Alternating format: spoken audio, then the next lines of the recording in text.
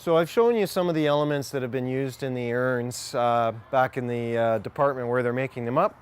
And so I thought I'd take you out here and show you some of the packages that are available at garden centers and some of the different items that you can choose that you may not have seen already in the urns. This is one here called Scotch Broom.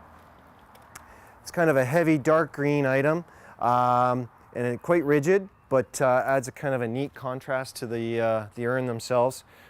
We have talked about the ilex berries, and they're sold in different lengths from small, medium to large stems, depending on the size of urn that you're trying to do. This is kind of a cool item. Not everyone's familiar with it, but it's a eucalyptus pod, and it can be used outdoors. It holds very well. It can also be brought indoors, but if it's put into water, it actually will open up and give off a kind of a eucalyptus scent. Not everyone's a fan of that scent, but if you are, it definitely is kind of cool to have indoors. And here we've got skimmia bunches. And so kind of like a soft green foliage plant with a little bit of a seeded flower head to it.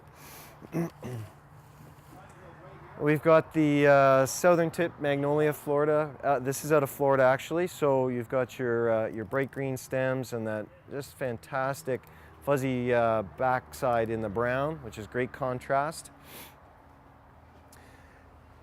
And then if you want to get into something a little bit more fun, this is all seeded eucalyptus, but they've been painted or dyed in some cases. This is just a gold eucalyptus.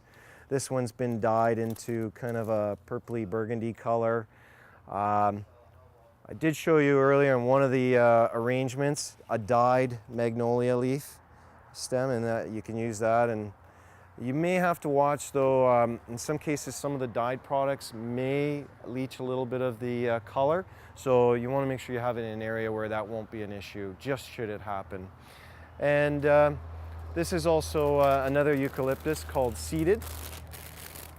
And this is what they call stripped or naked, so the leaves are no longer on it. It's just the flower itself. Pine cones, you can get all kinds of different pine cones. This is just a white tip ponderosa pine cone. And as I mentioned, the Osage oranges, kind of cool for decorating with.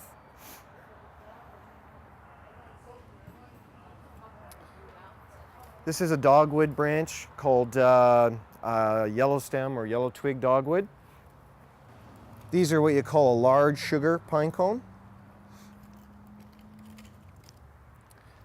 And this is the fruit on a privet branch. So again, if you want to add a different kind of color and texture to it. So a couple other things that I can point out would be, as we've looked at earlier, the red stem dogwood. And you can get those in different lengths and cut them accordingly to the size of your arrangement. The other item there is a red-stemmed pussy willow, which has some great color to it and really cool for adding to the arrangements.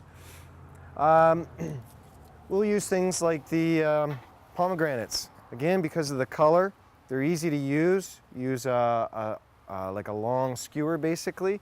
Insert it inside, and that can become part of the arrangement as well. Over here we're getting birch poles, and you can see just naturally the bark on the birch is such a cool look to it that it's great in an arrangement, and you can use from shorter pieces in a small arrangement or get into the large poles, and it actually becomes the majority focal point of the arrangement itself. By using a tall urn, standing the birch poles in, decorating with boxwood in and around the base, fill it out, gives you a fantastic look.